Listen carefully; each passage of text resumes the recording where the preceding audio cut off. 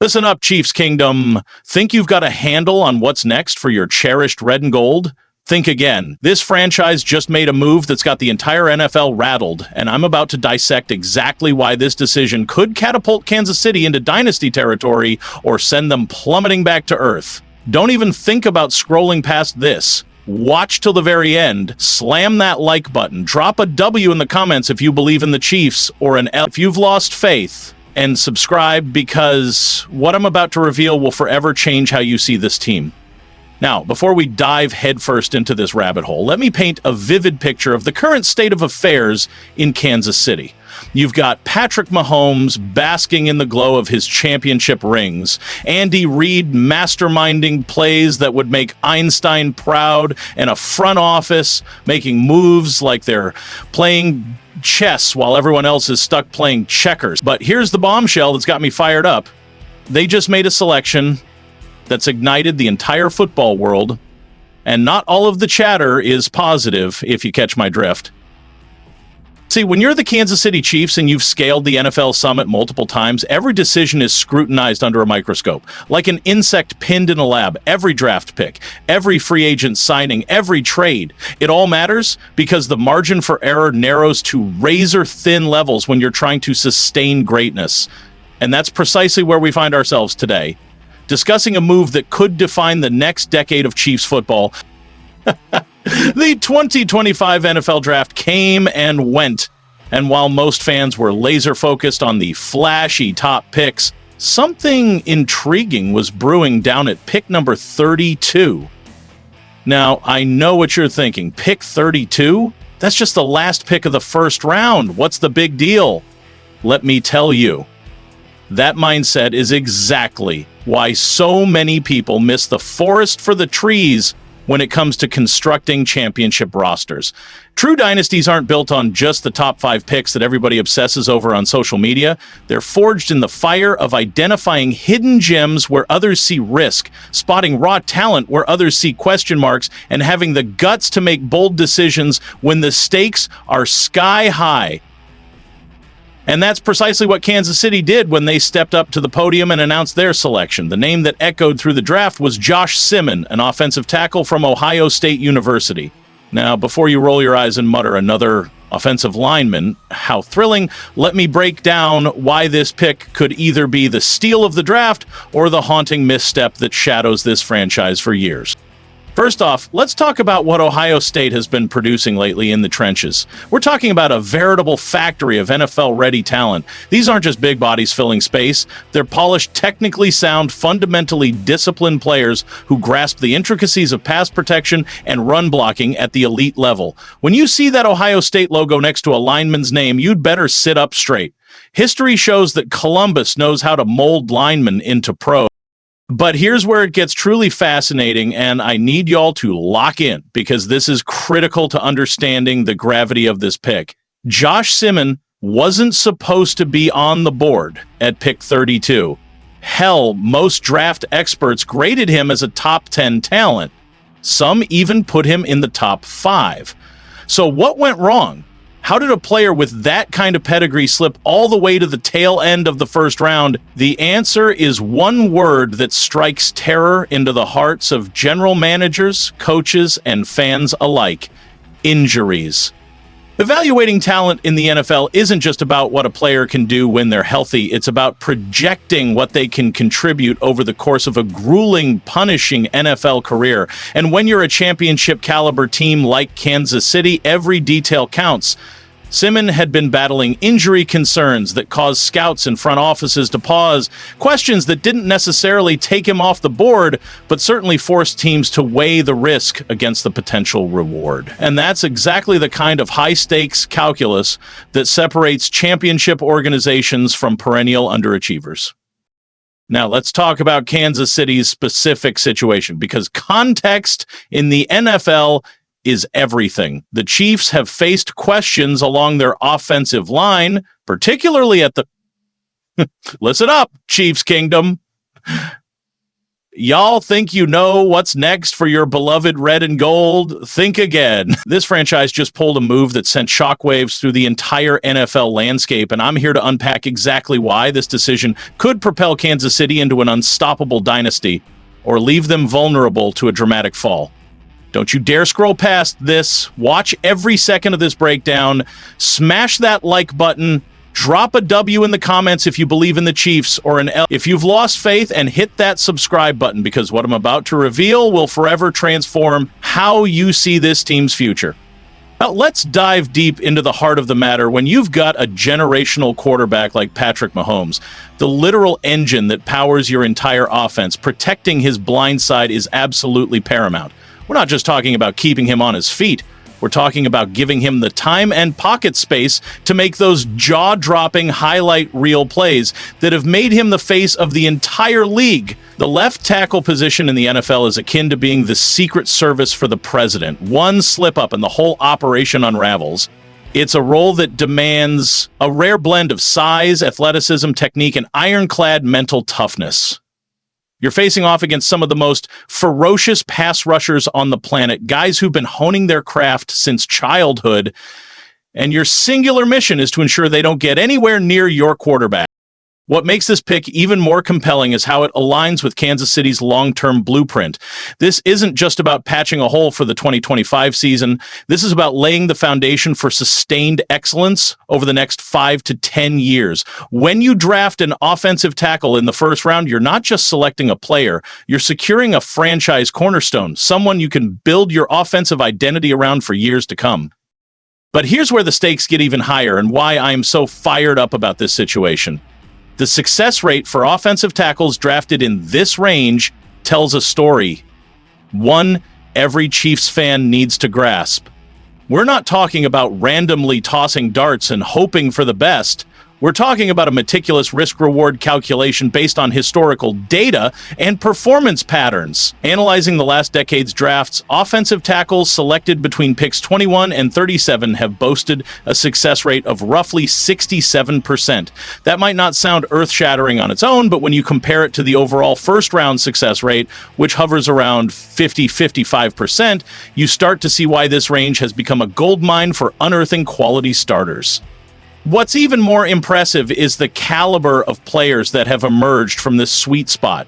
Guys like Ryan Ramczyk, who's become a linchpin for the New Orleans Saints, Christian Darrisaw, who's been anchoring protection for Kirk Cousins, and likely the future QB in Minnesota, and Tyler Smith, who's instantly solidified the Dallas Cowboys offensive front. These aren't just guys who managed to stick around the league. They're bona fide starters, second contract earners, and in some cases, Pro Bowl talents. That's the kind of hit rate that makes general managers sleep well at night, especially when you're talking about a position as vital as left tackle.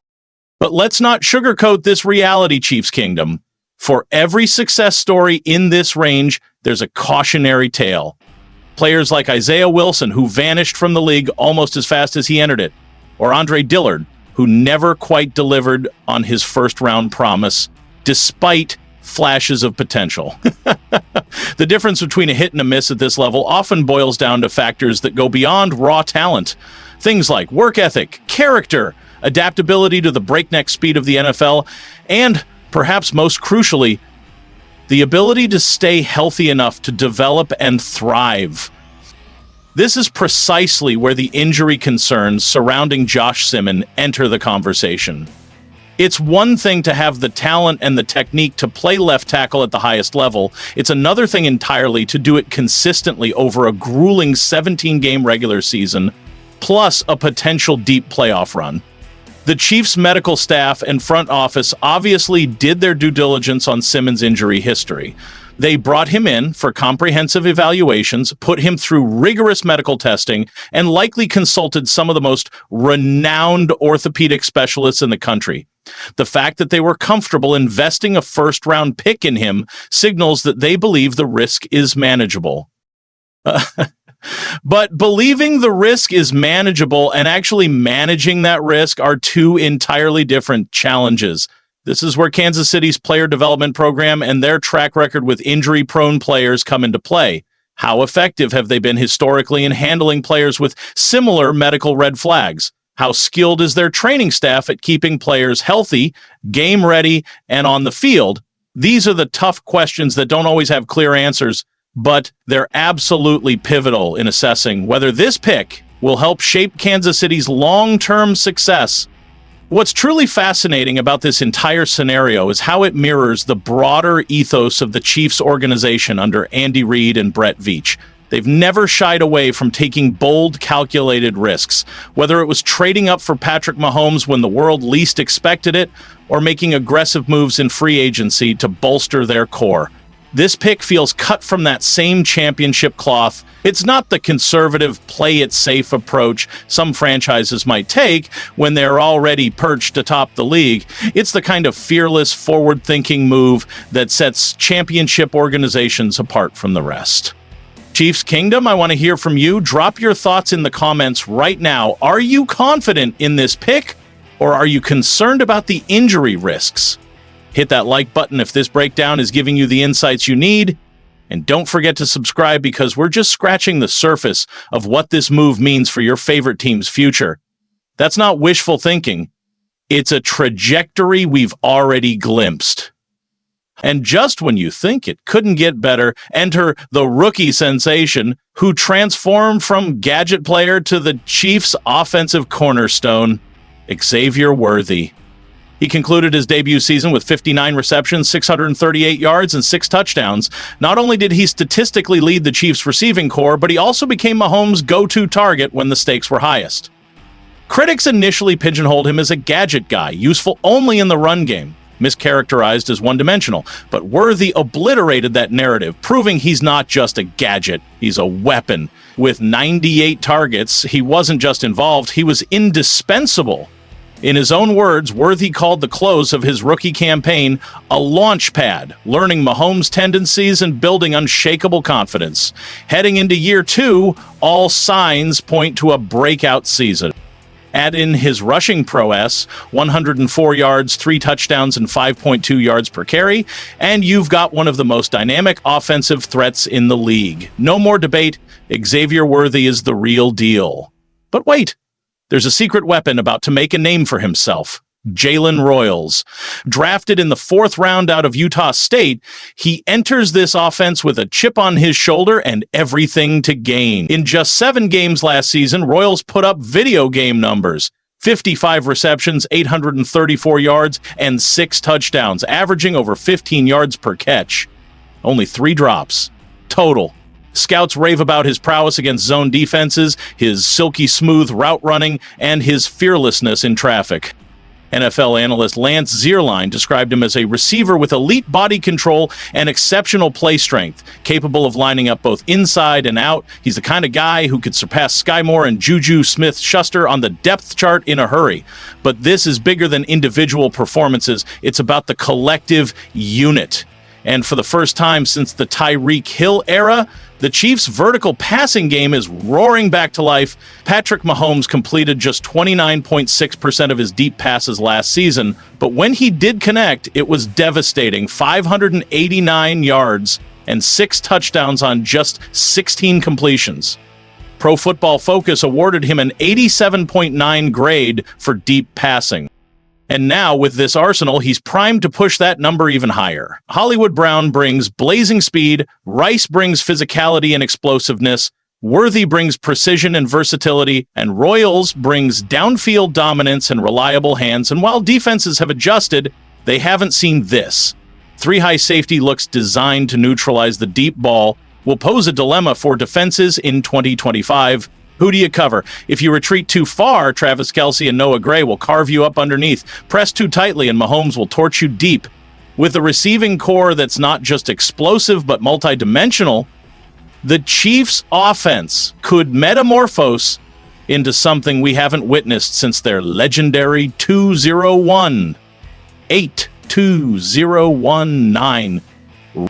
Speaking of Gray, don't overlook the tight end depth. Noah Gray emerged last season as a legitimate weapon, 40 receptions, 437 yards, and 5 touchdowns, surpassing Kelce and Worthy in yards per reception at an impressive 10.9. Multi-tick-down games, he had them. He's not just Kelce's understudy anymore, he's a threat in his own right. So here's the question. Chiefs Kingdom. If this unit stays healthy and continues its upward trajectory, could we be witnessing the most formidable receiving group of the Mahomes era post-Tyreek Hill? Could Rice ascend to top 10 status? Could Worthy elevate himself to elite WR1 levels? Could Royals shock the league and carve out a major role? Drop your thoughts in the comments. Now that we've set the stage with a revitalized receiving core and early indications of a return to vertical dominance, let's delve deeper into the underlying transformation and why 2025 might be the most strategically dangerous iteration of the Chiefs we've seen under Andy Reid and Patrick Mahomes. One major development is Mahomes' own evolution. Early in his career, he was renowned for his highlight reel throws, the 50-yard bombs to Tyreek Hill, the no-look lasers.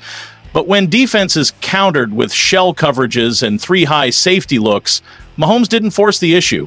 He adapted, becoming a more efficient and methodical quarterback. And now, with all the tools back at his disposal, he's prepared to blend both versions of himself, the calculated decision-maker and the fearless gunslinger. That's petrifying for opposing defenses. Mahomes summed it up perfectly. Our job is to test the defense down the field. We have to get back to doing that if we want to unlock the other guys underneath. That's a clear message. The deep ball is officially back in the blueprint. And with speed demons like Worthy and Brown, physicality from Rice, and route discipline across the board, defenses are going to crack.